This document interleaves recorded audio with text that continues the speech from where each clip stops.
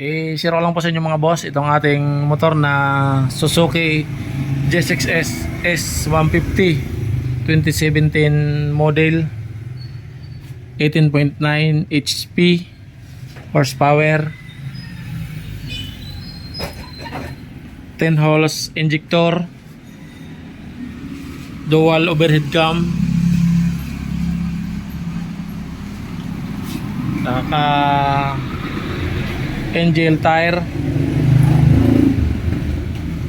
Dito naman palitan na yung ano niya, rubber. Ang engine hindi pa nabuksan, stock. Ganon din ang wiring, wala pang ginalaw dyan sa wiring. Yung L-perter hindi pa natin yan napalitan, hindi pa nabaklas yung tangke. Ganon din sa throttle body, hindi pa nalinisan, pero okay pa naman ngayon, maganda pa umandar. Ito na kanyang odometer, 70 key odometer, 2017 model, naka 140 70-17 na tire. Sa front naman stock at naka mamaw sprocket. Malaki ang kanyang sprocket.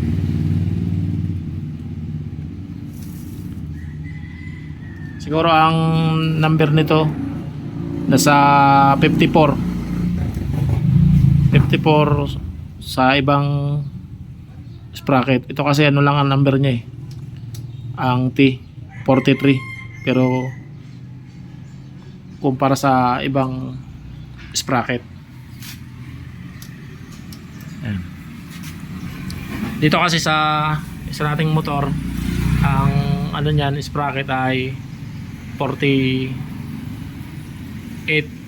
tapos nilagyan natin ng 51 na sprocket, mas malaki pa rin itong 43, kaya mamaw sprocket yan. Malit lang yung ano niya, konti lang yung T niya, pero mataas, malaking sprocket. Ayan. Matipid sa gas, 45 to 50 km per liter. Dito yun mga boss sa probinsya, di pa natin na-try sa NCR. Ayan. NCR plate.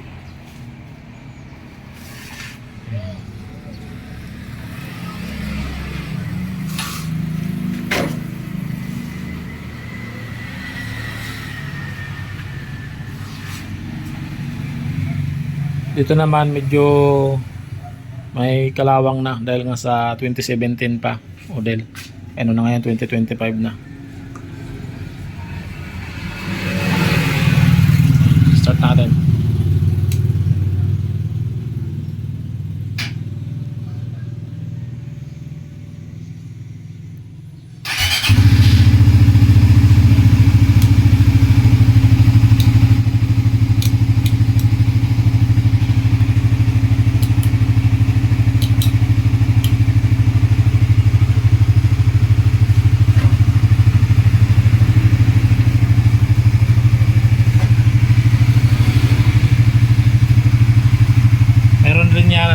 Fan, automatic fan.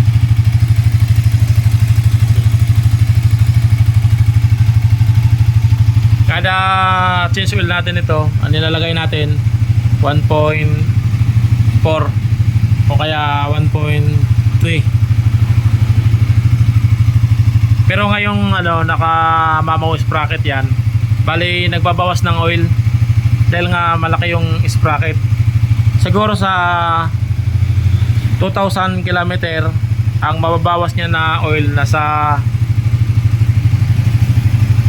200 to 250 ml. Pag nag-change oil ka, yun ang mababawasan na yan. Pero dati nang hindi pa natin yan pinalitan ng sprocket, hanggang sa nag 60 plus kinaud ang odometer, hindi naman yan nagbabawas ng oil. Ngayon lang nating taon pinalitan ng mamaw na sprocket. Ngayon nagbabawas na sana ng oil. 200 to 250 ml ang nababawas kada change oil mo kapag naka-mamaw sprocket.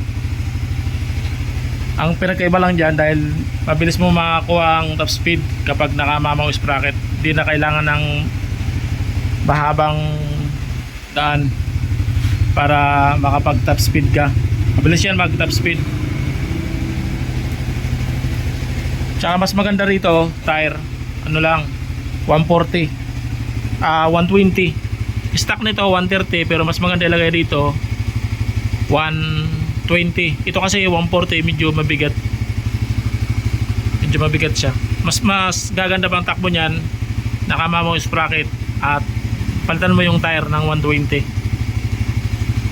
Mas magaan. Ito palitin eh. Papalitan natin yan ng 120 na tire. Ganyan din, Pirelli din. Ito, di pa ito nabuksan. Sa battery, bali pangalawang battery ng nandyan. Babot lang ng 5 taon yung battery na una.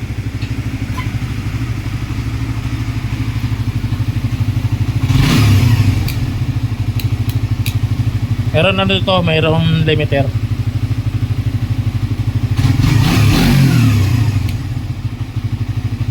Stock lang yan, stock ECU.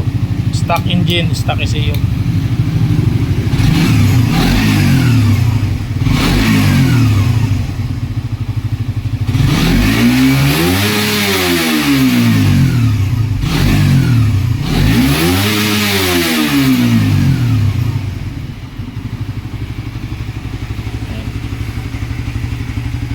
Stock tire lang, hindi.